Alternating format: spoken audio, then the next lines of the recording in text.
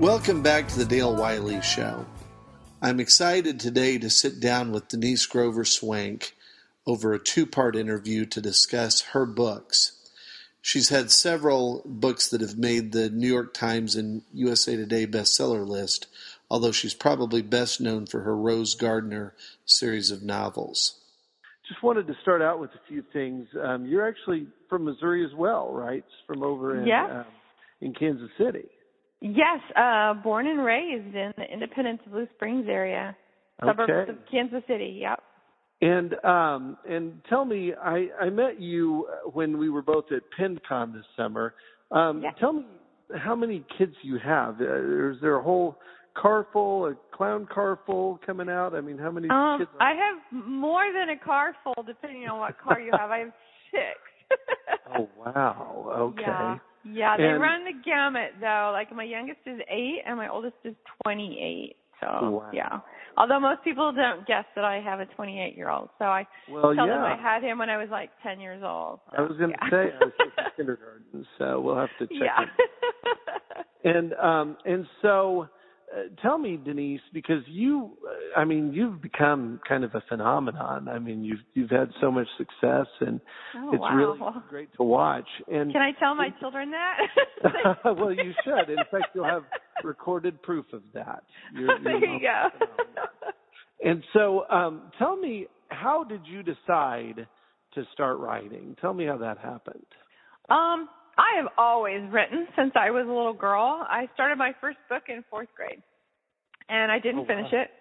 I say it was the first of a long line of unfinished books. But it's so funny because I always knew I was going to be an author, and it was just a matter of when it was going to happen. And so in my early 40s, I was like, wow, if you're going to be an author, you probably ought to finish a book. And so even then, though, I didn't do it. So I didn't finish my first book until 2009. Yes, NaNoWriMo.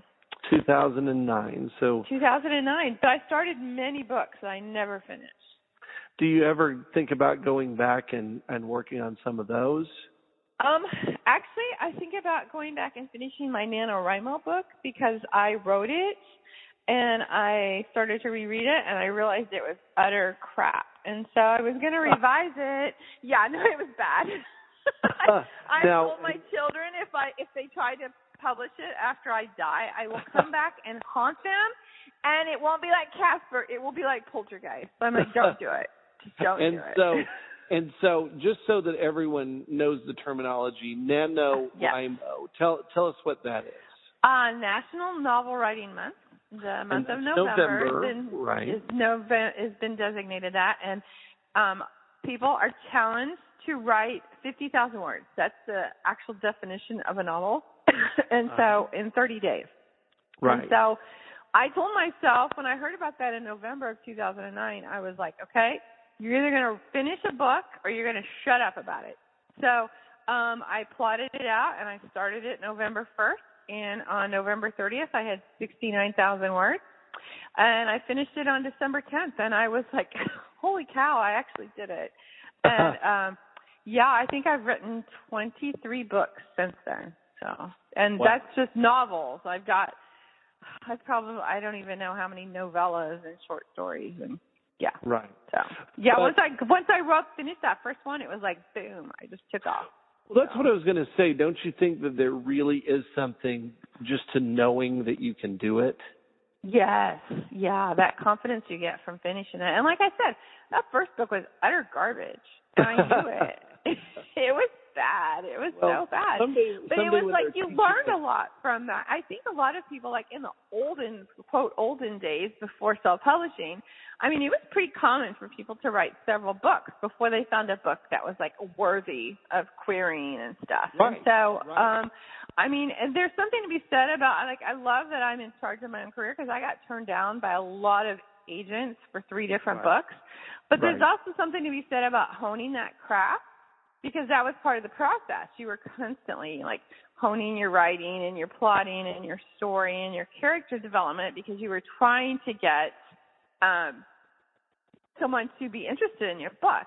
And so I think some of that has been lost with self-publishing because we can just write a book and throw it up there without anybody editing it. Right. So, right. I mean, I don't want to go back to that old thing because I would probably still not be published otherwise. Nobody wanted my book, especially 28 and a Half Wishes. I mean, the book that series just took off. But I would not be here now if I hadn't self-published. And so let's talk about that because, I mean, that's probably your best-known book is 28 and a Half Wishes. Yeah, which is so ironic because, it's the first one I self-published. And then a few months later, I self-published Chosen. The first book of my Chosen series, which is an urban fantasy, and that series just took off like gangbusters. That was in 2011. And that's how I was known. I was known for my urban fantasy series.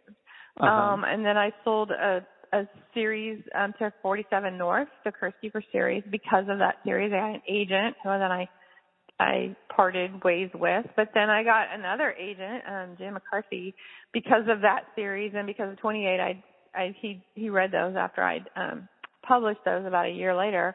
But yeah, no, it was so I was first known for my urban fantasy series, and then I was selling 28 and a Half Wishes. I was selling the Rose Gardner series, but I was only releasing a book a year, and so my audience wasn't that large, and so it was just kind of piddling along. And so when I released the third book, I only had 2,000 sales that first month, which I know to a lot of authors is like, oh my gosh.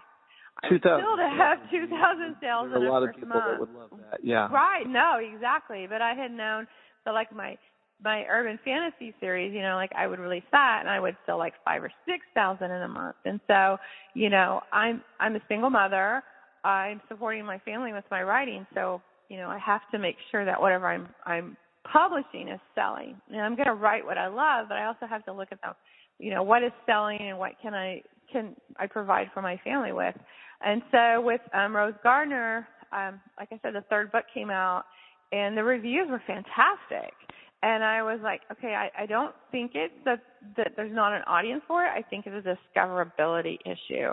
And so then I came up with kind of a multi-tiered plan to boost that series, and it totally worked. Yeah, my last three releases is at the New York Times list. And so, and my last book was number 8 in November. So. Now, just so that we're kind of going through this, the Rose Gardner series, now the first book in that series, 28 and a Half Wishes, is free. Yes. And so anyone can go on their Nook or on their Kindle or on their iPad, and they can get a copy of that book for absolutely free. Yes, exactly. And that's not something we're used to hearing from New York Times bestselling authors, is it? Right. No, it's not. And it's like there's a lot of authors that are very resistant. I put months and hours into this book. Why would I give it away for free? But, I sold it at first. I sold it when I first published in 2011. I was following, I studied the market. And so I was following the pricing model of Amanda Hocking and John Locke, who were the big sellers at the time. And they were selling at 99 cents. They were trying to get volume.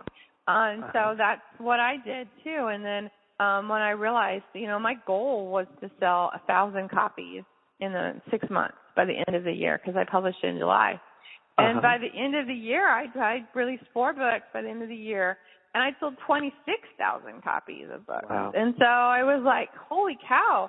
And as stupid as this sounds, I was like, I could actually make money at this because, you're not making much money at 99 cents. You're only getting 35%. So, that's not very much. Right. And so I came up with a plan. So when I came up with a business plan, because I realized at that point, I realized I was a business. And so I came up with a business plan and, a whole, marketing plan. And in that was, how I was going to raise the prices and how that was going to be achieved so that I didn't it to work around it. I mean, back then I was in Amazon Select, which was an exclusive thing, but I wasn't selling very much on the other outlets at that time. And so when you put a book for free, you got I think you got 5 free days back then. And so when you put a book for free, a couple of days, the algorithms were so different that once you went off free, your sales, all those free downloads contributed to your algorithms. And so the first time I put Chosen for free for 2 days, I ended up at like number 18 on the Amazon paid list. I was in the top 100 for over 10 days. And so, so you would get, better bounce back. And so that was a good time then to raise the price. Like, so when I took it off free, I rose it from 99 cents to the $2.99. So. and so, just, there's this author world that has developed around the concept of self-publishing. That didn't exist 10 years ago. I mean, and so just because we're kind of going to make sure that people understand that maybe aren't just in the author world, what you're talking about is the way that all indie authors will work to try to expand their audience by either lowering the price of their books or making them free in ebook form, and then using the algorithms that drive the sales. And so what you're talking about is that, hey, I gave it away, and then all of a sudden I wound up at this like incredible high selling rate on Amazon. And I mean, that sounds like completely backwards, but but no, I know, right? Yeah. Yeah. Well, and the thing is like if self-published author is really, I mean, if they treat it like a business, and a lot of self-published authors do, but we are our own publisher, and so like my books go through every step that a big 5 publisher goes through. I have a developmental editor who does line edits. I have a copy editor. I have multiple proofreaders, professional formatter, professional book cover designer. I have a publicist. And so I go through everything that a New York publisher goes through, but I'm in charge. Like I'm the publisher. And so I'm also in charge of marketing and publicity and putting things on sale and throughout the year, because I'm in charge of all of it. I'm in charge of, I have a few traditionally published things now, but so it's like, it's more work to be a self-published author, but there's no one else that cares more about my books than I do. Right. So, and the thing is like a lot of authors don't want to deal with that. And I absolutely love it. It's like, I do. I love it. It's like a big game because like what worked 2-3 years ago doesn't work anymore. And so, and what works now, like BookBub has been a very effective, like highly effective marketing tool. But I think that BookBub is starting to lose its effectiveness. And so it's like, well, what's coming next? What is going to be the tool that self-published authors can use to get discoverability? Because that's the biggest issue, I think, right now, especially for new authors. There are so many books out there. How do you get people to read your books? And so, it's a daunting task. Now, again, BookBub, BookBub.com, is a tool that you can sign up for. And what happens if you sign up for it? Any Joe Schmo with an email address, what happens? They get a newsletter every day with the categories of books that they're interested in, and they get a list of books that are one sale book and often one free book. There's usually 2 per category every day, and so then they can get a list of, okay, usually they're 99 cents, $1.99 for the books on sale, and there's a lot of free books, and so then you can get those books and download them and read them and try a new author that you had never heard of before or you were thinking about, but then you can try them out for 99 cents and see if you like them. And so it's been a great asset for self-published authors because they can get discovered by readers who've never heard of them before. And so and ideally if they like your book and it's the first of a series, then ideally they will read through the rest of the series. So. Right. And also, with the BookBub stuff, it's not only indie authors, and that may be one of the issues that's kind of arising is there are plenty of John Jakes and other types of books, and I think that in some ways, obviously, that's great for BookBub because it's bringing people, with things that they're already familiar with. But I think it is kind of taking the focus away from where they got big. I mean, do you agree with that? Right. Oh, I completely agree with that. I mean, they used to be almost exclusively indie authors, and now there's quite a mix of traditional books, which is not necessarily a bad thing from the reader's perspective. They're usually a little higher price. But since traditional published books typically aren't on sale very much in ebook form, I mean, I guess it's good for readers. But it's also taking it's good for the authors that are on the bigger platforms because it allows them to use that to put a book right back up to the top of the list and maybe even make a real bestseller list just because they priced their book at $1.99 instead of $10.99. Right. Well, and BookBub helped me make the New York Times list this summer with a book I had on sale. I hit with my contemporary romance, it's a rom-com, The Substitute, which is a wedding book. It was in June, prime wedding book season, and I hit number 5 on the New York Times list, and I was on the USA Today list 3 weeks in a row. And I totally could not have done that without BookBub. And the carryover sales were fantastic. Like, that book remained, like, in the top 200 and 300 the entire summer.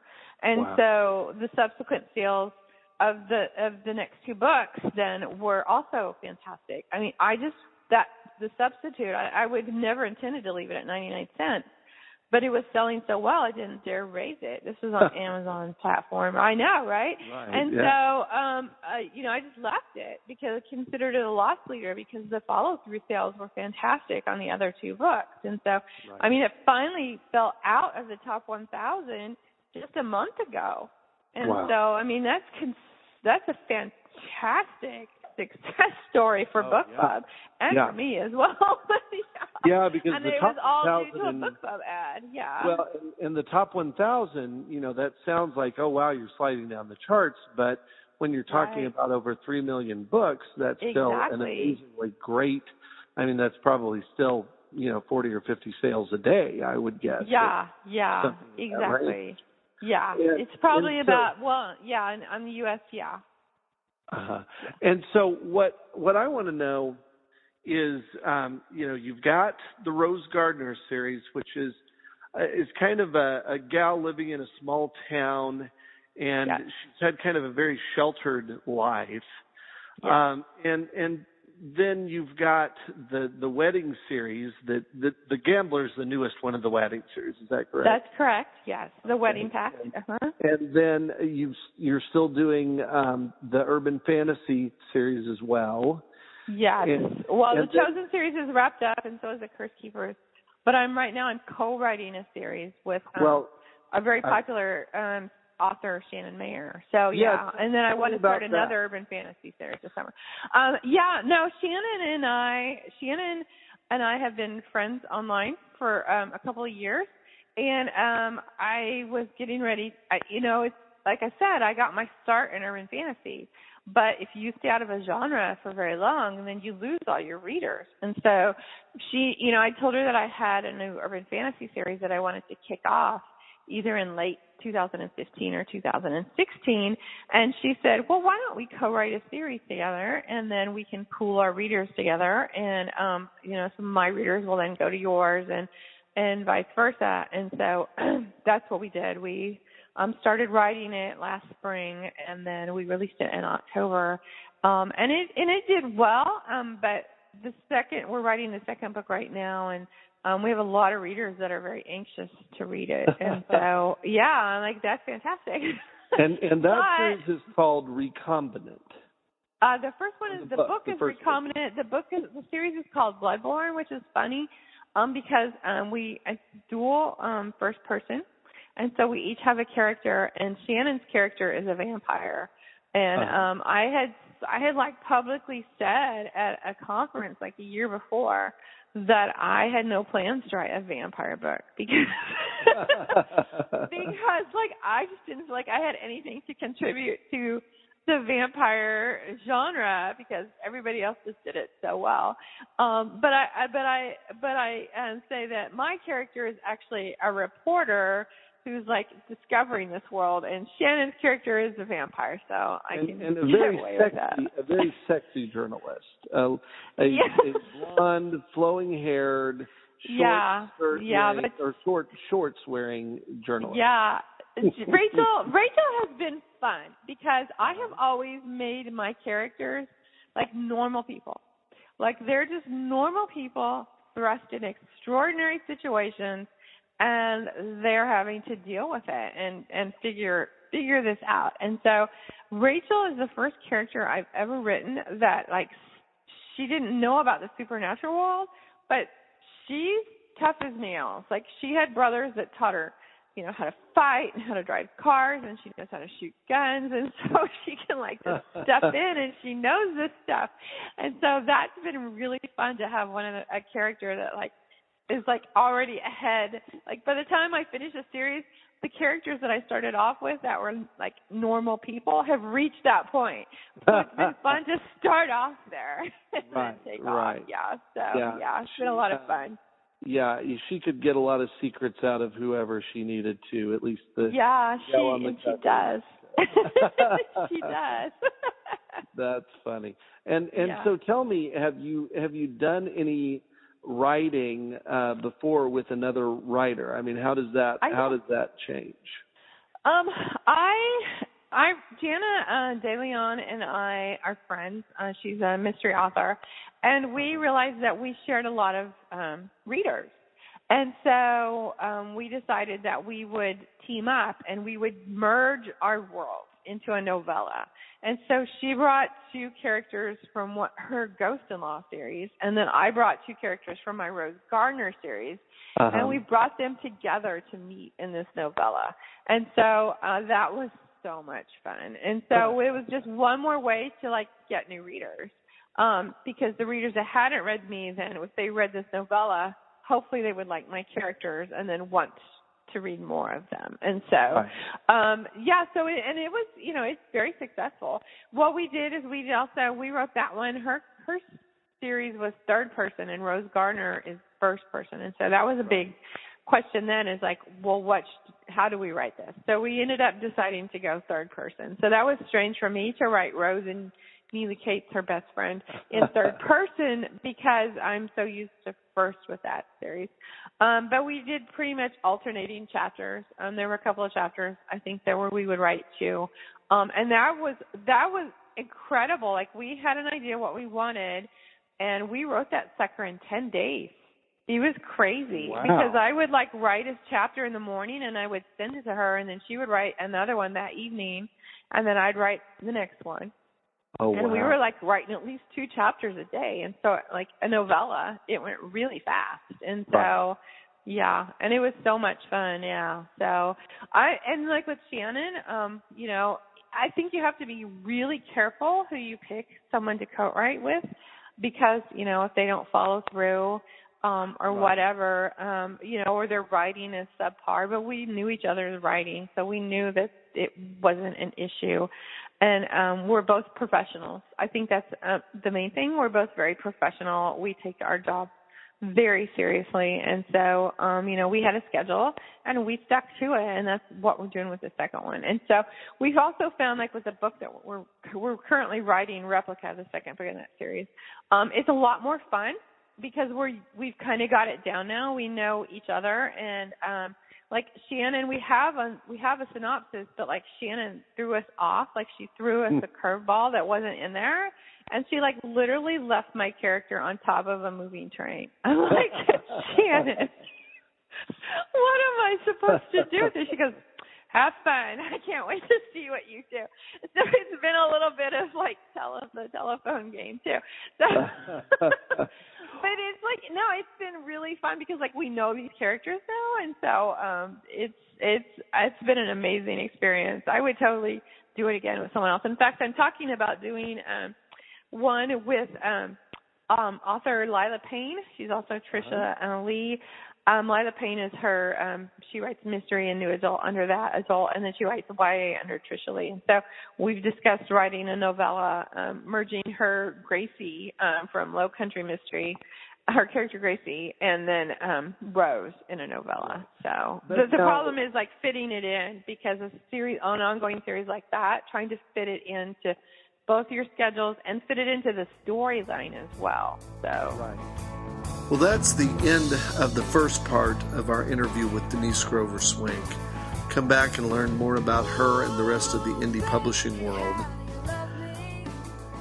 I've enjoyed having you as a visitor. Visit DaleWiley.com, buy some books, throw some money. Copyright 2016, Dale Wiley.